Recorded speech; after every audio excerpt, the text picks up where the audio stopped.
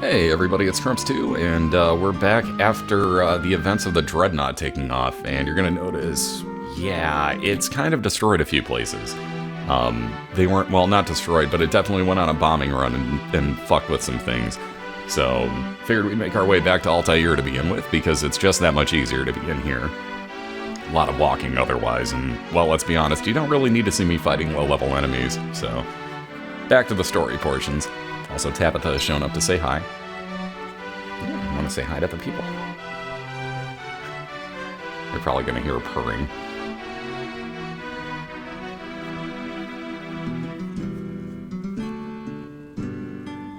See?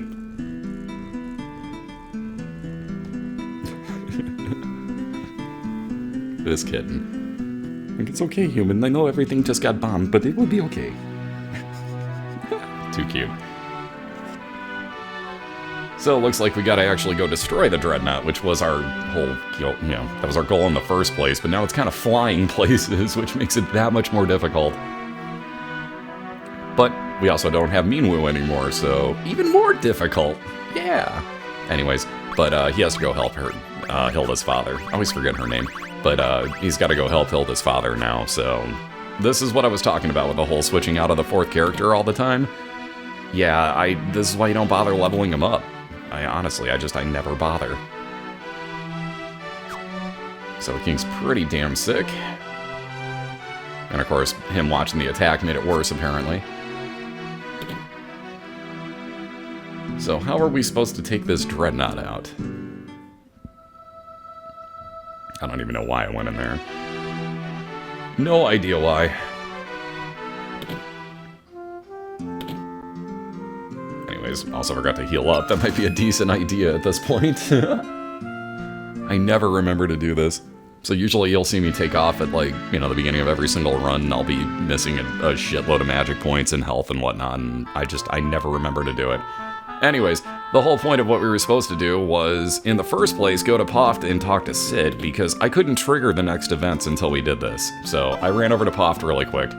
And you're actually supposed to talk to him about the Dreadnought, because we want to blow it up, and this man knows about airships. And I never thought to do this for some stupid reason, so I had to actually go look up a walkthrough for this part and be like, where the fuck am I supposed to go? So now that we've got that, we're gonna head back over to Altair, and I've got one more... I didn't mean to do that. I've got one more, way that I can actually... Why did I forget something else too? I think I forgot something else too. Or we're just saying fuck it and flying, one of the two. Anyways though, but yeah, I forgot to get one of the passwords basically from Sid. Damn, shit's expensive. Whatever, we'll do the 700 just to make it fun. Just to make it fun, we'll fly. Or, we could try to go for the boat. Idiot. The funny part is you realize just how close it actually is that you were traveling. Because, like, when you do it by airship, it just... Oh, look, we're done. $700 for that.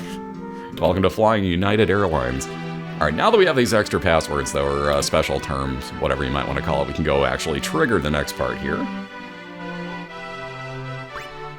And let's talk to her about the Sunfire, because that's what we're going to need. So, the crest of the Kingdom of Kashan. Somehow this, like, eternal flame... Fingles. No, anyways, though, but somehow this flame's, like, burning eternally, so... But Scott and Gordon were the princes of Kashan, so... Yeah, this is the funny part, but it can't burn just any torch, so... And Sid told us that we have to use that Sunfire to be able to destroy the Dreadnought.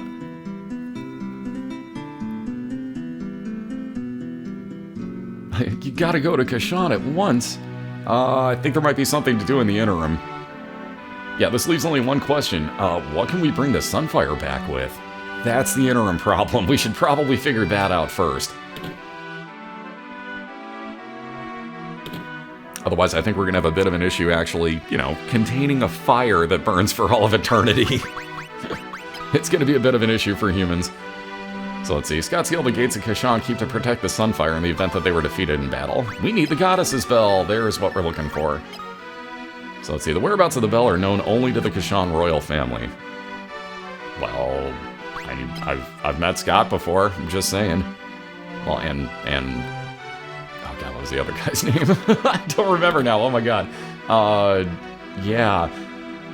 Yeah, I'm an idiot. You know the other one. I can't think of his name for whatever stupid reason.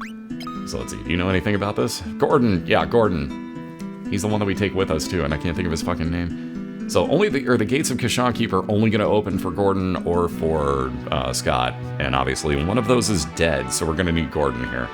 And if only he were here. Well, he was behind the building before. We know where he is. Anyways, Joseph knows the snow plains like the back of his hand. We're going to have to go talk to Joseph back up at Salamand again. And we're going to have to actually make our way over into a cavern to pick up the Goddess Bell. Because we need to open that door to Kashan Keep.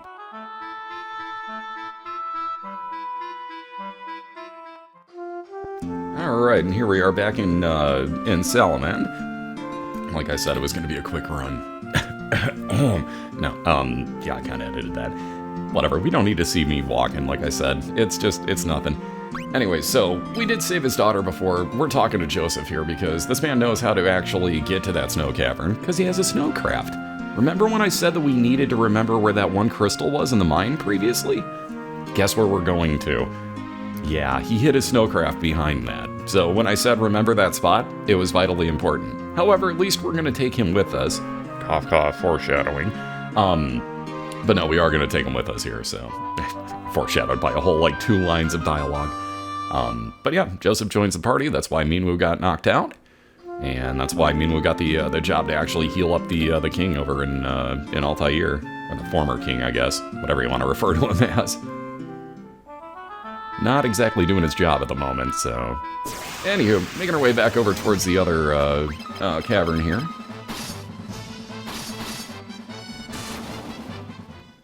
And like I said, we're going to just utterly annihilate everything, so you're not missing much if I did skip any. If I did skip fights, believe me when I say you didn't miss a thing.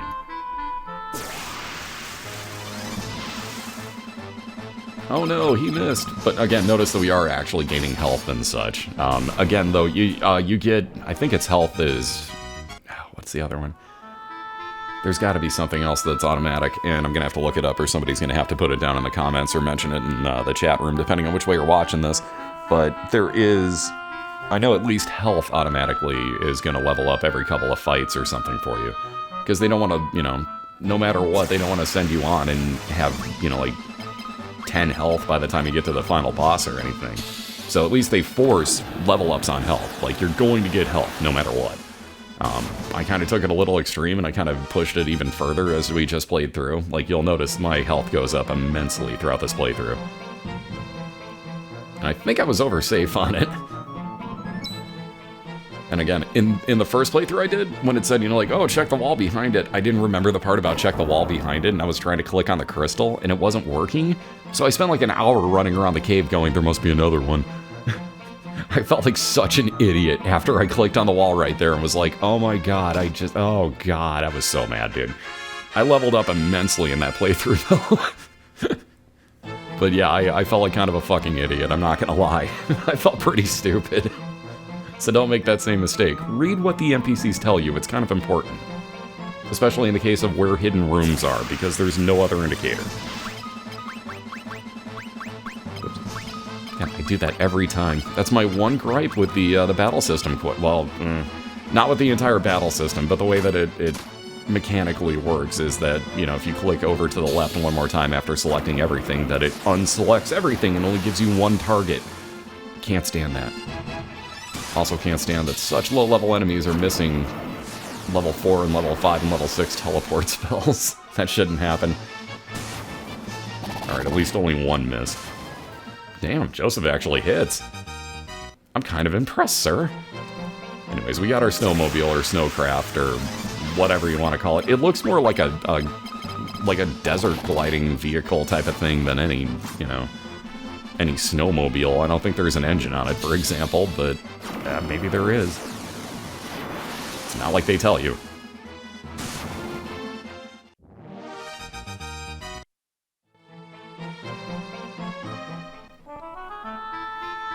Alright, let's make our way a little bit further north, because we gotta get that goddess belt like I was talking about.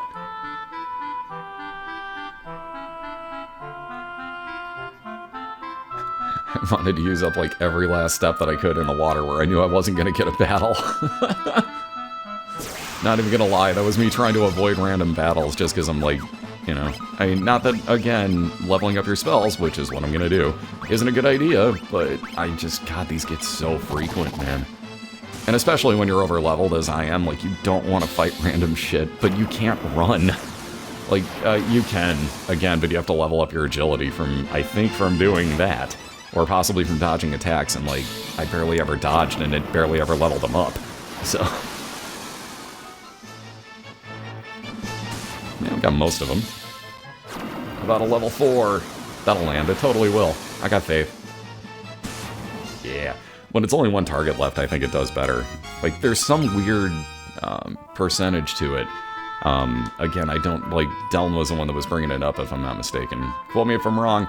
Or correct me, I should say, if I'm wrong. But if I remember correctly, it is something to the effect of, like, if you have one enemy and you AoE the spell, Area of Effect, that for whatever reason it's gonna actually, you know, like, actually, like, have a slightly better chance. I forget if it's way better or slightly better to actually hit one enemy. I could be doing that completely backwards, but I'm pretty sure it's that weird, you know, like, why does, that makes no sense. Why does this happen type of moment.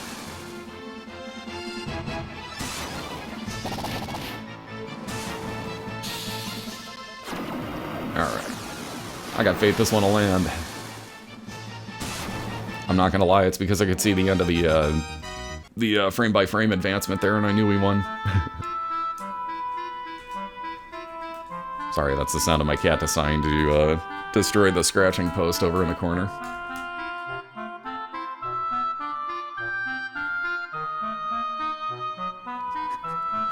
I love cats, but they're noisy as hell, too. They were quiet, and then I got Tabitha here.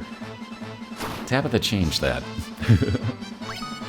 The wonders of having a kitten in your household. You'll discover just how not quiet your household is.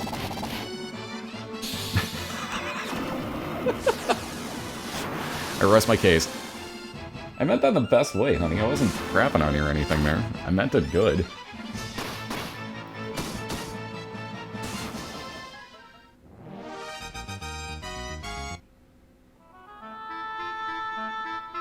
Alright, there's our cavern. Save this up again really quick, because there's literally no reason not to, plus I'm emulating it, and let's be honest, shit crashes. So, there's no reason not to actually save that up here. And let's work our way through the snow cavern. We need to find that goddess bell. Ooh, ghouls. Yeah, there's some, if I remember right, there's actually some stuff that can kind of smack the crap out of you in here. Ghouls aren't really the bad ones, if I remember, but I think this is where the kind of nasties start hitting you. I could be wrong, it could be the next cavern, but we'll see here. We still have plenty of time left in this episode, we'll find it here.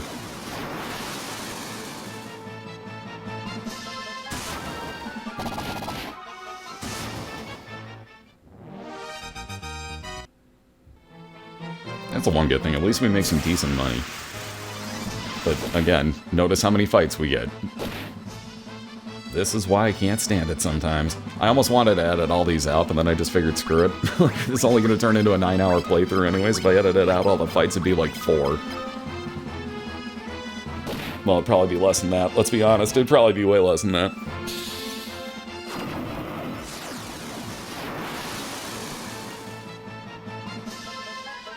Yeah, 2 out of 4. Damn. Joseph's actually pretty strong. I'm actually kind of impressed by that. He's one of the few. There's him. There is one guy second to last that we pick up that I'm actually pretty fond of. And I mean, the last guy can be useful, but you gotta really, really, like, I'll show you what happens. It's super stupid how it does it. It really is. You'd think that it would bring him in, like, so much higher level for where you're at, and it does not compute anything. It just gives him a base, like, level 1, here you go, he's crap, like Joseph is right now. Now imagine bringing somebody in at endgame when you're at, like, 6,000 health and he has, like, 200. Like, unless you go back to, like, the real easy zones, you basically have no enemies that you can fight. For him, I mean, he's gonna get one shot every time. So if you wanted to gain health, you have to do it automatically by, you know, hey, we went through this many fights. Or you have to get lucky, hit yourself with that character, and lose enough health where you get down into, you know, hey, I'm kneeling down mode. That doesn't guarantee you, but it'll be a pretty good help to get you extra health every time. And sooner or later, you get it up to the point where you can actually withstand a hit from the enemies that you should be going up against. It's super annoying.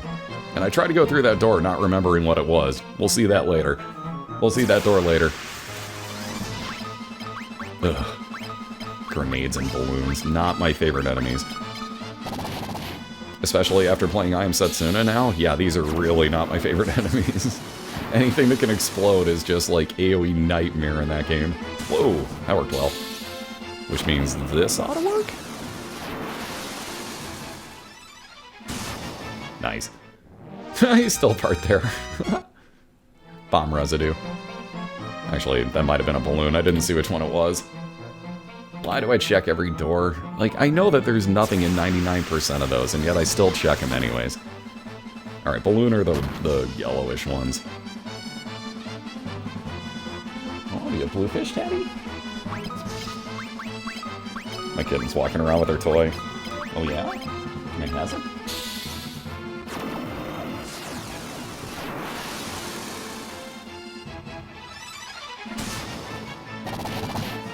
Gonna get some good meows on cast on this one. See? Get it. Get it. It's... Oh wow, you didn't even see it. It's over there.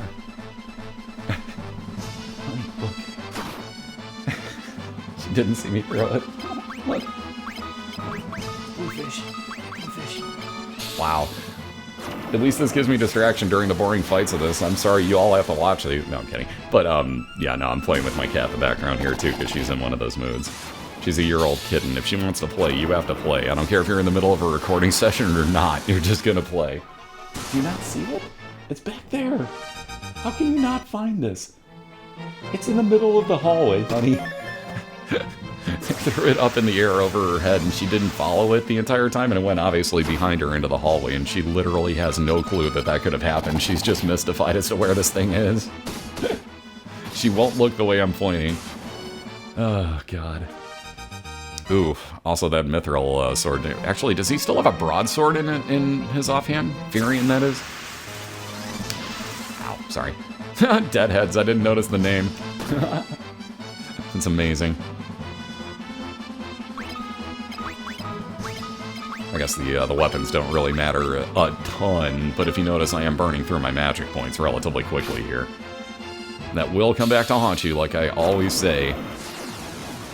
I'll let you know right now, when we're in the Dreadnought, you're gonna have a blast watching me just like, oh god, oh god, oh god, the entire time. It's pretty bad. I pushed it, like, as far to the limit as I possibly could have. Yeah, Joseph. Nice. He's one I wish we got to keep a hell of a lot longer in the group, but he's pretty short, you know, short-termed, if you will. Funny jokes. Not really, that was a kind of bad pun verbally there, but it was effective, and I wasn't even attempting to make it, so hence why it was fun. Yeah, he does. He has a shitty sword in his offhand. No wonder I'm doing such bad damage. That would be my kitten walking over the microphone stand. Every time you hear one of those thuds, it's her. Hence her name has become Tabithud. Even though it's Tabitha.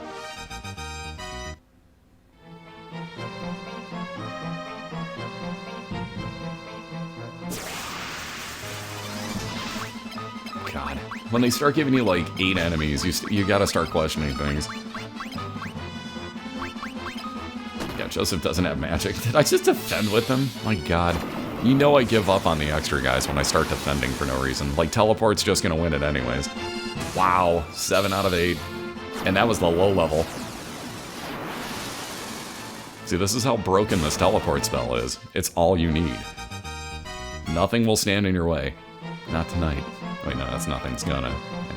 Sorry, Transformers reference if y'all didn't catch that. I'm a child of the 80s. I swear to God, if my comment section in my chat room isn't filled up with Bowie Piranha Weep Ninny Bomb right now, I don't know you. It's the universal greeting. Also, now that I think about it, Cup kind of sounds like Smoker Peach. I never really did the math on that, but actually that's almost like, you live in one, kid.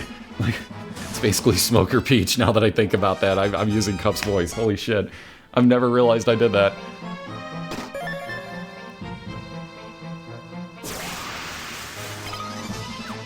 Whoa. Yeah, how about we don't just straight up attack? That won't do us as much good as teleport. And I know that's boring as hell, but you gotta admit, this shit's comical. Just the fact that they broke this spell so hard. Not only is it an exit from caves, so you don't have to walk out most times. This cave's gonna be the exception because there's a cutscene in the last room, so you can't exit out of here. It forces you to see that. So that does kind of suck. However, Mithril Mace, still worth it. We can kill these easy. But yeah, like, however, it's got so many uses with taking people out of battle. I mean, you can basically kill yourself with it too. I was messing around with it at one point, seeing if I could exit a fight, and I wound up actually using it on my party, and I killed everybody. So I thought that was kind of funny. I didn't know if it would like exit us from the battle or actually kill us, and it killed killed our crew. Wow, these don't want to die. Come on, level 5 teleport. Do it. Yeah, 2 out of 3. If you're to believe Meatloaf, that ain't bad.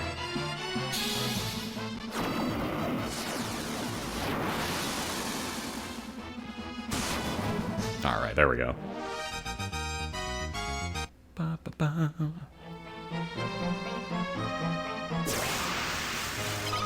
So many battles. And of course I'm just holding down buttons like, oh, you know what, screw it, just attack him. If he can one-shot him, the other folks should be able to hurt him at least. Yeah, no problem. No problem.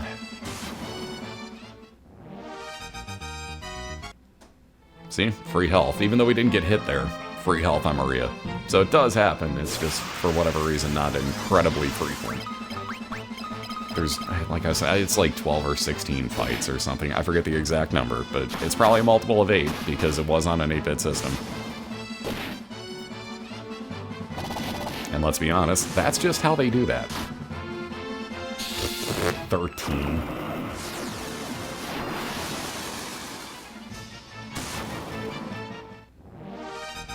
Oh, whatever. Damage is damage. It isn't going to matter with teleport. Why do I keep trying to go places I've been?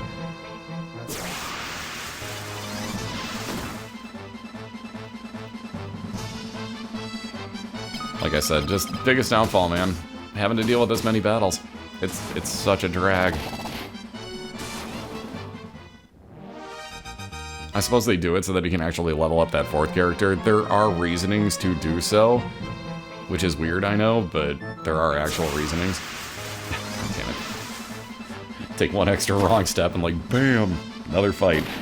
But, for if you don't know, basically, like, everybody that you're using in that 4th spot, you can use in, I forgot what the name of the, not expansion, but the extra stuff that you can do. I forgot what the name of that is, but you can use them all there. So if you level them all up, it's taking the levels that you do in-game right now onto that.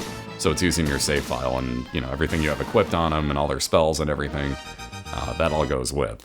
So it's I don't know. There's reasons, like I said, but I'm not doing the extra shit, so I didn't care. Yeah, that's basement 3. I can remember which way I was going, so this is me like, am I supposed to go to 3? But yeah, the number past 2 would be 3, and I'm not exactly a genius on that. Whatever, we got through it. That's the important. God damn it, they stun. I hate ghouls. I hate anything that can stun you. One of my least favorite debuffs to get hit with is being stunned. Stunned or mesmerized, depending, like, well, mez. Anyone that played Dark Age of Camelot knows what I'm referring to there. There was stun and there was mez. Trying to teach people the difference between the two was so much fun. Like, alright, here's the thing. Stun, people can still hit you and it doesn't break the stun. You're still stunned even if you get hit. Mesmerized, if you get hit, it breaks the mesmerization. Like, you're not mesmerized by whatever if somebody comes up and slaps you across the face and says, wake the fuck up, right? Well, there you go. And people still didn't get that. Also, the don't break the mez. Anyone that played Dark Age has heard it. Don't break mez! No hammers! No AoE! So what, like, no spears, no hammers? I played Midgard, could you tell? The snow reminded me. It's just, if anyone that doesn't know, Midgard was a snow area in Dark Age of Camelot. For example, they also had Albion, which was fucking ridiculous. If Rum and Malatrix are watching, they're just like, yeah, screw minstrels, F this, F the fucking Zergs, and F Khazar. Anyone on you, Wayne? You know the name Khazar? Yeah, enough said. Those were the days when I played. That Zergan dude. That dude Zerged with like 600 people on a nightly basis and just literally obliterated most stuff. Until we brought like even a quarter of the numbers, and then it was just over for them. They never stood a chance against Organization. Which always made it funny, because we were always organized. The group of, God, how many we had like a bunch of Master Level 10 Shadow Blades that could use group stealth. So we had this one bridge that they would always come across, and it just funneled them down into this nice little, nice little row of idiots, basically. And yeah, we would just we group stealth what were called Spirit Masters, and they had an AoE spell that would work at their feet, basically. So the second that they cast it, the closer that you were to them. So if you were a melee person and hitting them in the face and they got this spell off, it was going to hurt the hell out of you. Because it was positional based, or point blank. It's position based AoE, I guess is what it was called, PD AoE. And we would get a group of one Master Level 10 Shadow Blade, and then 7 of those Spirit Masters, basically. We'd buff them all up, we'd give them all the, the spell buffs and everything that we could. And then we'd group stealth them in a line going across that bridge. And literally the second that Zerg would come across, we'd just wait for it, 3, 2, 1, you'd see a bunch of people stop because they saw red names, and you'd just start spamming that spell. We'd wipe out an entire Zerg of 600 people with 7. It was pretty stupid. It was pretty stupid, overpowered what you could do, but they weren't smart enough. They never realized that we would continually do it. And they kept coming back, so... No, they'll be in the exact same place, and we'd be further up. We just roast them at another gate point or something. So, like, we'd find all the choke points, and literally, like, there were walls everywhere that they'd have to run through if they went those specific ways. And, the little doorways that it would give them, it would literally be wide enough for, like, 2 people to get through, so we'd cram as many Spirit Masters right on that one spot as we could, and the second they hit, just unload hell. Because a bunch of people were just, not paying attention, just blindly following through the door, and that would be a bad move.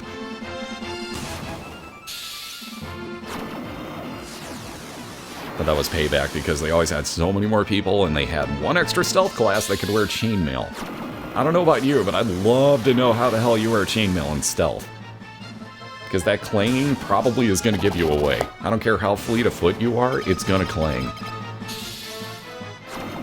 Oh, and they had a speed spell, so they were running at like, almost full group speed if you were unstealthed, and somehow stealthed in chain. It was broken, so that was our payback to them on a nightly basis if we could. We didn't take too kindly to the bullshit, because I was a stealther, man. I preferred having, like, the solo stealth game and just, like, you sneak up behind somebody that wasn't paying attention, just eviscerate them at that point. Like, that was the fun of it. And man, dude, they just Zerg in groups of like 30 and 40 of them, and it's like, okay, well, this isn't fun anymore. So I'd have to find new ways to take advantage of it. Because that's what you do. Wow, that's a crit, and it only hit for 57? Jeez. Whereas we get 8 hits there. And here. I'm amazed Joseph hasn't picked up, like, any statage from this, like, at all during most of these fights. He's up to, what, 307 health? It's nothing. Oh good, I put myself in the middle of a room that has absolutely nothing in it again. This is my biggest downfall in these maps, is I just don't know where I'm going, and I'm like, oh, that looks like a way out, and it's not. Or like, oh, that'll have treasure chest in it that I need, and it doesn't. Yeah. It always happens that way. Ooh, Joseph might get health now. Totally useless health. I'm actually kind of surprised I never went with a fire spell in here. Because Maria's got a fire spell working up at this point at like level 5 or 6, I want to say. But again, teleport is much more important.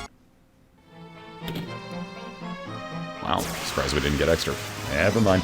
I was going to say, surprised we didn't get extra fights there. And look, Joseph did not actually get health. And I won't bother healing him, because like I said, it's just, the 4th characters are kind of pointless.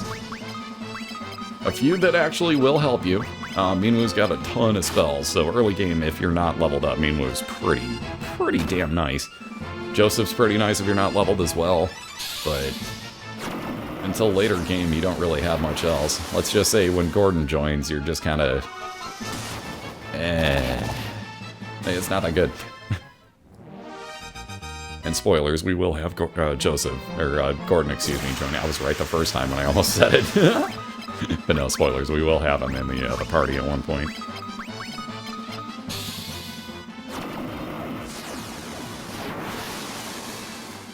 But there will be more.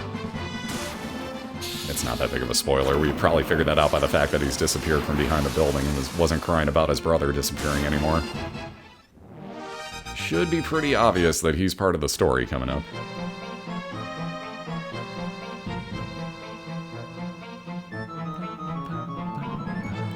Alright, so that was the one I was at to begin with. So let's go this way.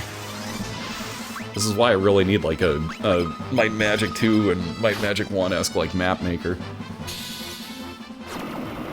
Well, there goes Joseph. Down goes Joseph. No. And he actually gained health where he shouldn't have. That's the funny part. Although I guess getting hit while you're in panic mode might be good? Huh. It's one of those stats I'd have to look up. I'm just not that interested, honestly, in the mechanics of this broken level-up system. They gave something new a shot, so you gotta give them credit on that. But it's not that good. Oh god, here comes the best part. The best part. Snook shit. Snook shit. Snook shit. Wait for it. Wait for it. Right about here. Snook shit. Still not the best part. Wait for it. Why we named him Spaz. Spaz speak beaver. The amount of implications here are infinite. Just infinite amounts of implication. How does one speak beaver? I'm assuming a lot of tongue movement is involved. Thanks for the reaction, guys. That was perfectly timed. Appreciate it. Snook shit? Snook shit, Snook. Snook. What the fuck? Secret passage in wall to right. Monster guard bell. Bell and wall. How the fuck? How the hell, seriously, do you know fucking beaver speak when it's only 2 words and you somehow pulled, like, there's a hidden part in the wall and there's a monster guarding the bell from that. Also, where in the fuck? I did not mean it. Well, whatever, we get to see it again. Spaz speak beaver. Yeah. What? How are they shocked now?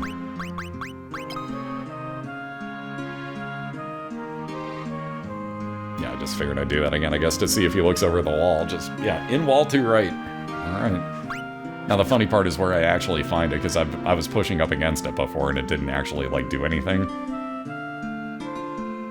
Notice that I'm, like, partway in. Yeah, there you go. That's a wall. Not only are monsters guarding the actual bell in the wall, there's also a grenade randomly lying around on your way through. You may want to watch out for that. We pulled the pin like 70 years ago. Snook. Oops. We're not really sure why it hasn't gone off yet, but, you know, just saying be careful. Might be a problem otherwise. Oops. Man, Joseph died because of this shit. Oh, yeah, we said we were sorry.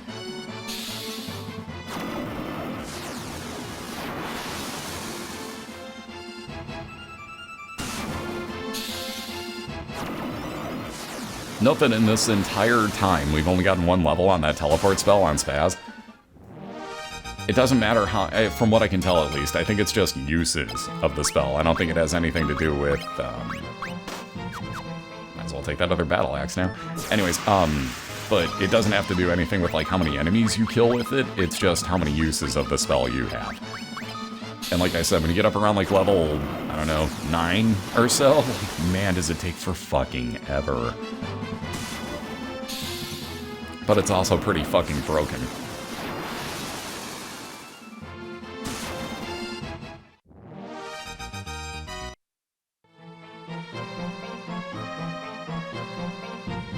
Alright, there's our big enemy, so we got a silver cuirass out of it.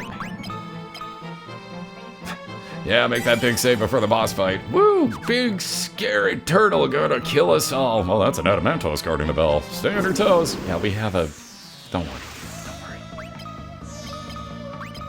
Broken incoming. Yeah, that's no joke. You can actually teleport bosses in this game. That's why I was leveling that spell so heavily. I figured that level 4, level 5 might not be enough. Nah, it was. It totally was. Hey, we found the goddess's bell. Woohoo! Effing sweet.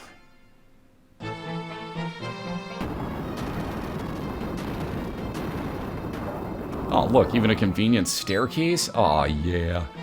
That's what I'm talking about. So remember that door? Yeah, from like 20 minutes ago? That's that door.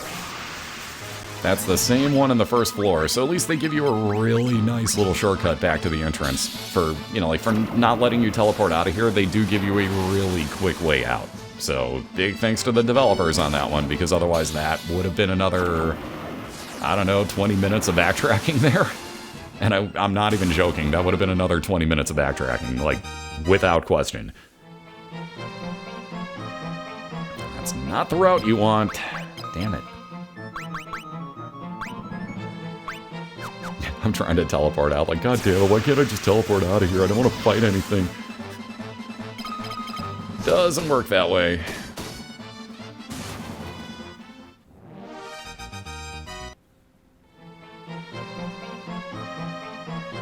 Oh, and here's why we can't teleport. It's General Borgin. What are you doing here, you dingus? Ah, you've already got the goddess bell. Goddesses, excuse me. First you ruined my standing with the Emperor, now this. The Emperor will never forgive me for messing this up.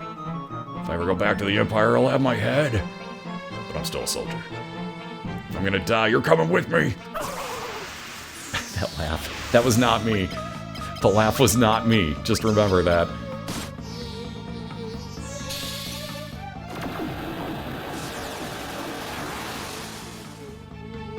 Aww. Oh, for 1 on the teleport. Damn it. Well, 1 for 2. 50-50 shot. God, that is so broken, man. I love that spell, but it is so busted. Just walk around his corpse. I may have lost, but don't think that you've won. I booby-trapped the cave. Wait, what the fuck? See, it's not me. They'll be waiting for you in hell. Okay, see, he spoiled that. Oh, crap, it's Indiana Jones. How do you have time for this much clarity right there? Go on, get out.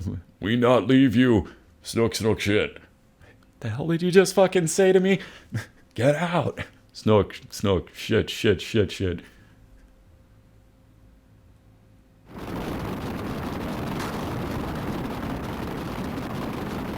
Joseph, no.